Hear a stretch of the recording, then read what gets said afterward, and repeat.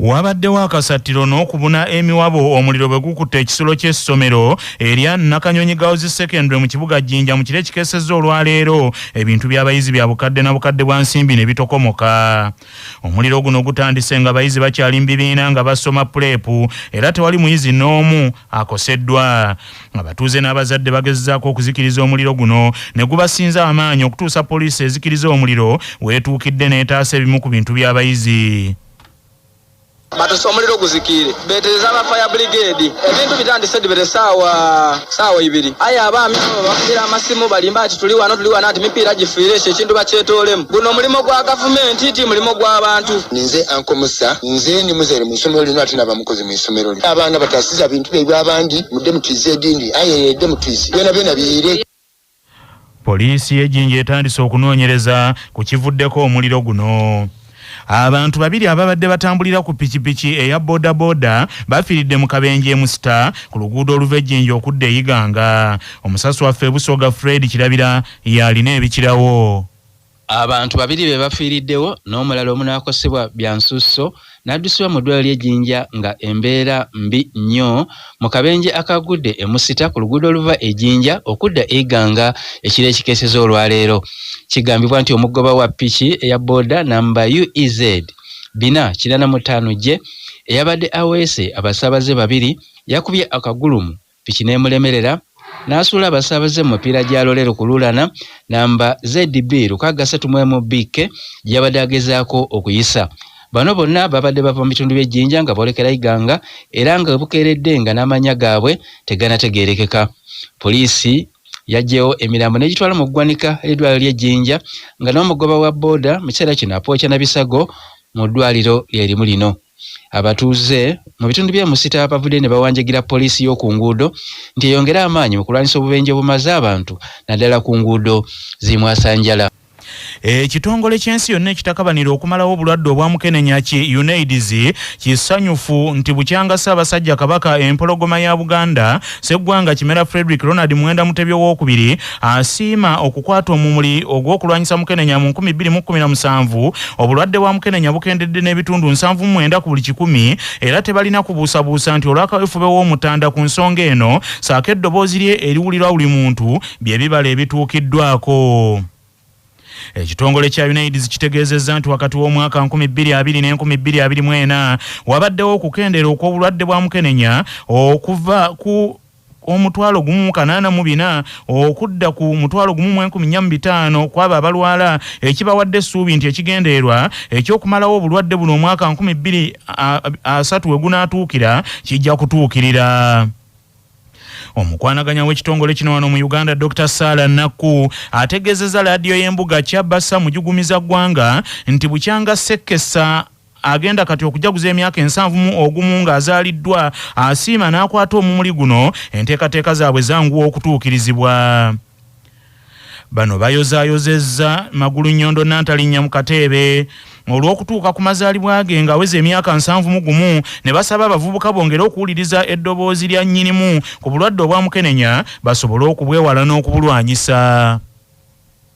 Tukimanyi bulungi nti mu mulimu guno Ssaabasajja Kabaka gwakulembedde tusobodde okukendeeza ku muwendo gw'abo abafuna akawuka ka mukenenya ndutundu 79.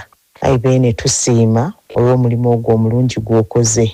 Ate era tukimanyi nti bwe tutunuulira ebibalo byaffe wakati w'omwaka 2020 ne 2024 era twasobola okulaba nga tufuna abantu abeeyongera okubanga bavaayo babeere ku ddagala erikendeeza endwadde ezo ezireetebwa akawuka ka mukenenya. Tusiima olw'enkolagana eyo ennungi bwetyo era tuyozaayoza Ssaabasajja Kabaka Mwenda Mutebi okutuuka ku mazaalibwa ge ag'obukulu emyaka 71. Mu ekyo ffe aba UNAIDS twongera n'okubakubiriza okujja mwetabe mu misinde. Ebyongo bitadde ku mabbali minisita w'abavubuka mu Bwakabaka bwa Buganda nga atwala ebyemizannyo wamu n'ebitone era nga yewe Katikkiro w'ekika kya Ŋŋaali Oweekitiibwa Ssaalongo Sserwanga Robert akunze bazzukulu ba Buganda okuva mu bika byonna bakozese ennaku ezisigaddeyo okugula emijoozi egy'emisinde egy'amazaalibwa ga nnyinimu. Oweekitiibwa Ssaalongo Sserwanga Robert abadde akwasa bazzukulu b'amaweesano abeddira Ŋŋaali abaguze emijoozi gy'emisinde egy'amazaalibwa aga Kabaka egigenda okubeerawo ku Sande eno nga 12 n'akinoganya nti ebika byonna birina okwetaba mu misinde gino.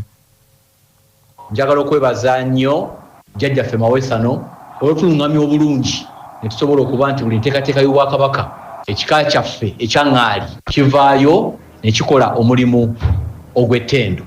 Wano nno we njagala okuyitira baganda bange mu bika ebirala Bakatikkiro bannaye mu bika ebirala nabo okujja nga ogyeko okugulira mu bitongole eby'enjawulo ne mugula emijoozi ng'ekika tusobole okulaba nti ng'ebika tutambulira ddala mu bufu bwa Ssaabasajja Kabaka nga tuwagira emirimu gyonna egy'Obwakabaka ku musingi ogw'ekika. Ssaabasajja Kabaka awangaale. Omukiise mu lukiiko lwa Buganda olukulu Oweekitiibwa Jane Francis Lukwago akulembedde mu bazzukulu ba jjajja Maweesano okugula emijoozi ategeezezza nti basazeewo bayitire mu kika kyabwe kubanga Obuganda bika era asabye bazzukulu banne babeere basaale mu kulwanyisa akawuka akaleeta obulwadde obwa mukenenya. Nkubiriza bazzukulu ba Maweesano mwenna gye muli okulaba nga temwetaba mu bikolwa ebireeta akawuka ka mukenenya.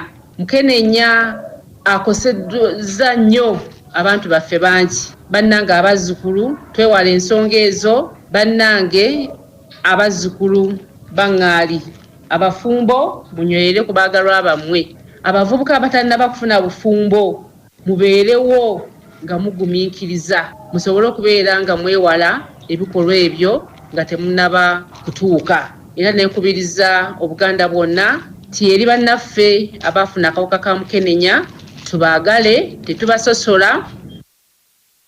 Mu ngeri y'emu abavubuka okuva mu masaza ag'enjawulo batandise okutuuka mu lubiri lwa Kabaka olw'Emmengo okuleeta ebirabo Ssaabasajja Kabaka by'anaasiima ne bifuuka amakula. Era nnyini ntebe w'olukiiko olw'abavubuka mu Buganda Derek Kavuma ategeezezza nti guno omulembe Kabaka yaguwa abavubuka nga n'olwekyo abavubuka bonna mu Buganda balina okwenyigira mu nteekateeka zonna ez'Obwakabaka. Bamwebaza olw'obulamu bwe n'ebyo by'asobodde okukolera abavubuka naddala nga omulembe guno yagutukwasa. Abavubuka baze n'amaanyi, abavubuka bajidde mu bbugumu, abavubuka baze n'okwagala era baze n'obumalirivu nga boolesa era nga balaga nti ensonga si masonga esooka ey'okulaba nti bakuuma Namulondo n'okuginyweza bagitambulirako ate nga n'ennono zaffe ezitugatta awamu ng'abavubuka ab'Obwakabaka okulaba nti bazinyweza. N'olw'ensonga ensonga yonna ekwata ku Ssaabasajja Kabaka ffenna tuteekwa okugyettanira, tuteekwa okugibeeramu n'amaanyi, tuteekwa okugibeeramu n'obumalirivu. Ebyongo bitadde ku mabbali amyuka omuwandiisi w'enkalakkalira mu yafeesi ya Katikkiro omukungu Peter Zaake Ssenyumba Ssebayigga akedde ku ssomero erya Lubiri Secondary n'akwasa essomero eryo obujoozi obugenda okuddukirwamu emisinde egy'amazaalibwa g'Omutanda ku Sande eno. Omukungu Peter Zaake Ssenyumba Ssebayigga asinzidde wano n'asaba abayizi beewala okukwatibwa akawuka akaleeta mukenenya kubanga kano katta ebirooto. Gino emyaka gye tukoleramu ebintu gyebujja gye twejjusa n'okuba ettooki emabega emyaka gyange gyeyuka nagikoleramu ki nasomeramu nafuna omukisa nesifuna bulwadde kubanga bwebufuna ogenda kwekosa ggwe n'ab'ennyumba yo n'abafamire yo nabonna abakwagala bw'ojja mu ssomero olina abantu bangi abakutunuulidde. Omukulu w'essomero lya Lubiri Secondary Nakiseka Agatha Ssenyonjo naye asabye abayizi beenyigire butereevu mu lutalo olw'okumalawo mukenenya bw'atyo ne yeeyama tibakwongera okuwagira enteekateeka ez'Obwakabaka zonna. Obuvunaanyizibwa bwaffe ffenna okulaba nga twewala akawuka ka mukenenya. Naye tugamba nti ate abaami mwandibadde basaale nnyo tugada against akawuka ka mukenenya. Ate era abawala tebalina kusulayo gwa naggamba. Neweeba nga wakafuna ng'ozaalibwa olina okwekuuma olabe nti tokwongerayo mu maaso.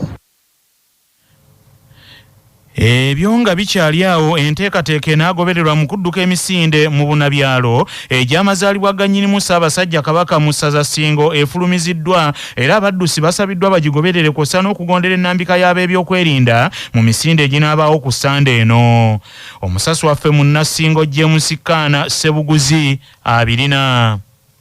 Okusinziira ku nteekateeka efulumiziddwa olukiiko oluteekateeka emisinde gy'amazaalibwa ga Ssaabasajja Kabaka ag'omulundi ogw'ensanvu mu ogumu mu ssaza Ssingo, abaddusi bonna okuli abo banadduka kilomita 15 ne kilomita 5 bakusimbulwa ku mbuga y'essaza e Matutuma bagende ku kisaawe ky'essaza babo mu Kigoogwa ku mafuta ga Tosha we banaawetera okudda ku Kereziya ya Christ the King. Awo nga we banaatuuka awo we banaayawukanira abadduka kilomita 15 badduke nga badda ku poliisi enkadde Station Road ku muzikiti omukulu ogumanyiddwa nga Masjid Jamia oba ku Supreme, n'oluvannyuma badduke nga badda ku kanisa All Saints Church Busimbi Gombolola olwo banaawetera baserengete okudda ku Kampala Road badduke nga badda ku Jamteke bakirire ku ddwaliro ekkulu Emityana olwo bambuke okudda ku Pida ate we banaawetera okudda ku mbuga y'essaza we basimbudde.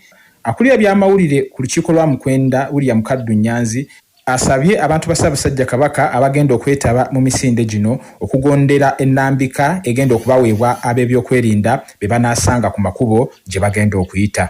Tujja kuba tufuna abatulambika mu buli koona lye tutuukamu okulabika nga tudduka emisinde gisobole okuggwayo, era nga kitusaba abantu ba Ssaabasajja kwe kugoberera ennambika enebe balagibwa.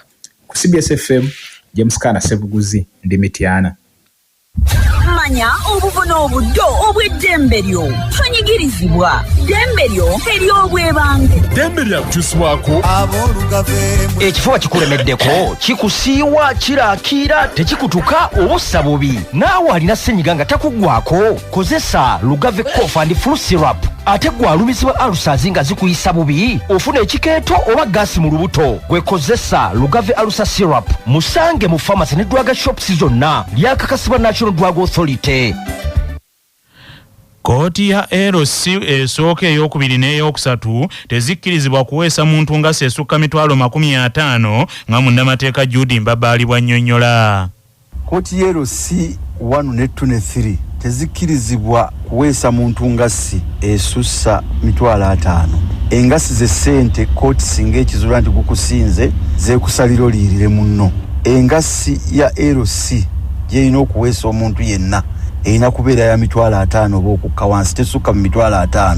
Singa abeerusi bakizuula nti omuntu omusango gwe gusinze yandibadde asasula ssente ezisussa mu mitwalo 5, olwo balina okugenda ew'omulamuzi omukulu Chief Magistrate atwala ekitundu LC mweri ne bamusaba olukusa bakkirize bakole ekyo. Nga minisita mbadde tubale tusuubira okuba nga oli kyankwanyi. Anze sibeerayo yo siri mu bduze eyo kikyali mu bubuka siri mugole abagenda okugabana ebintu byabwe bagendayo balina ebintu byabwe sireke egenda okugabana. Anti ennaku ze tubaddewo wabaddewo okusika omuguwa ekyokuddamu okulonda ababaka ba EAR ababiri. Ku luno tiwajja kubeerawo okulonda ababaka. Palamenti yejja kulonda aba palamenti bennyini. Teri kulonda bebweru. Tebajja kulonda bebweru. Etteeka lyakyusa eti honorable. Okukendeza ensaasanya ya ssente buli ensi esasule ssente ez'ababaka baabwe ate ababaka baabwe babenga mu palamenti yaabwe. Tebalina kuva mu bweru wa palamenti. Tebalina kubeera mu bweru wa palamenti. Kati etteeka baalikisiza. It's a decision. Bamaze n'okukola ekyo. That's what is going to be effective. Anti tubadde tulaba abantu abagudde mu kalulu akaayita nga bonna bavuddeyo nga baagala okwesimbawo okudda mu EAR. Batya mu EAR nga tebali mu MP. Nga toli MP tujja kuyigina mu EAR. Kubanga n'amateeka gennyini kati bali abavuddeyo. N'abavuddeyo ababadde ba EAR tebanaba kuresigninga properly. N'aba EAR gye banaalonda even in the future balina okubeera abamemba ba parliament. Asooka kubeera memba wa parliament wa. Konge teka ligamba nti ne EAR yo in the future bateeka okuba nga member of parliament. But now these are newly elected members of parliament who are members of Yala. That over Jayotia, it move Yala, not because of being member of parliament. When you are going to Ekibale tekimanyiddwa bulungi ekyayewuunyisa abantu honorable Speaker yali ayagala ebyokulonda bigende mu maaso. Speaker wa wano. But that's under the old rules. But now, what would the new rules will apply? Now they are not yet failures for Yala. Now what to waste you? Anze sisobola. Kati honorable. Attorney General baweereddwa bbanga ky'okulaba nga batunula mu nkyukakyuka zino ezaakoleddwa. So bamanyi kibakola.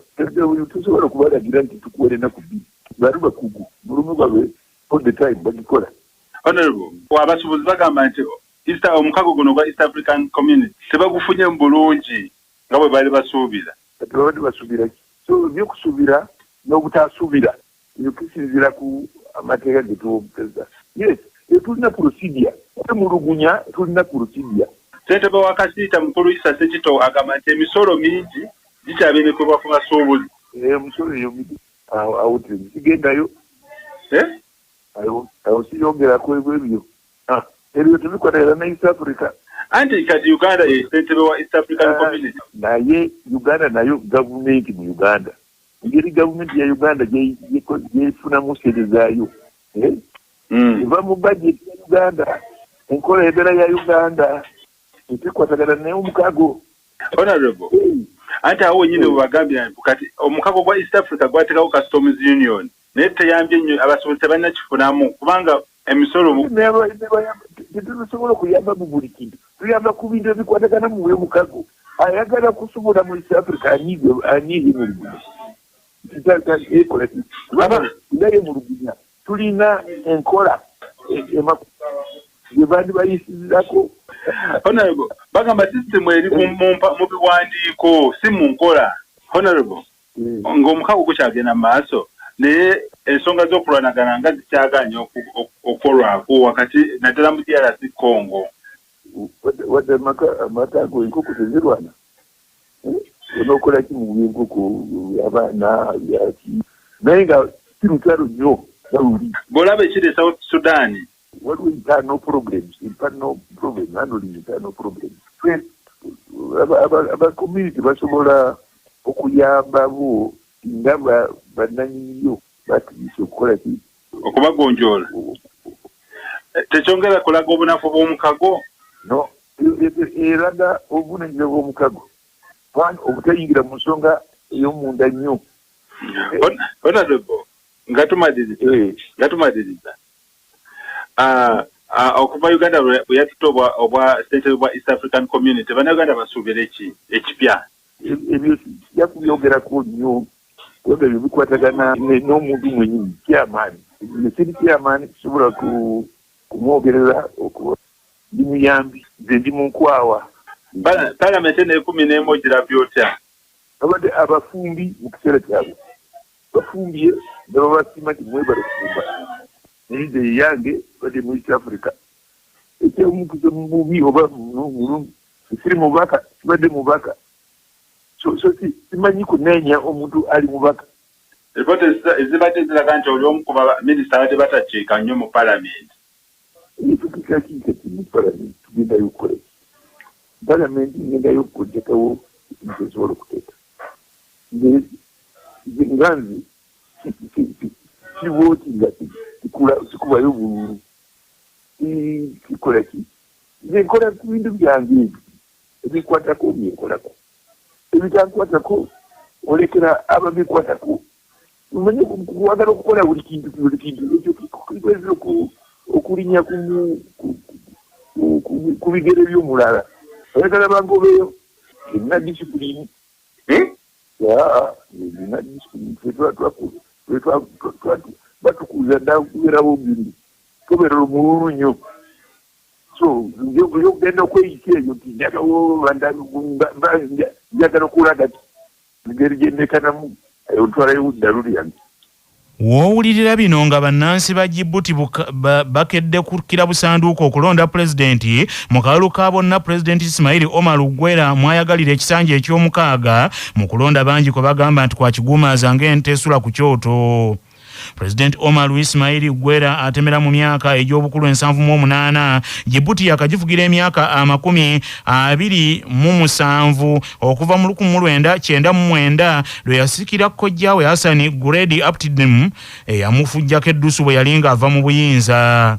Omar Ismail Gwera okwesimbawo omulundi guno yamaze kuddamu kutigatiga ssemateeka wa Djibouti najje komo ku myaka gya pulezidenti lyali lisiddwa ku myaka 75 anti bulijjako omuntu si content we yakabidde jjo ne leero. Ekomo ku myaka President Gwera yennyini yaliteekawo ng'aluubirira okusibirayo banne mu nnongoseeza ze yakola mu ssemateeka mu 2010 nga bannansi bagenda mu kulonda era ku olwo amalejje n'ekkomo ku bisanja ebya pulezidenti ku mulundi ogwo ebyali bimukugira.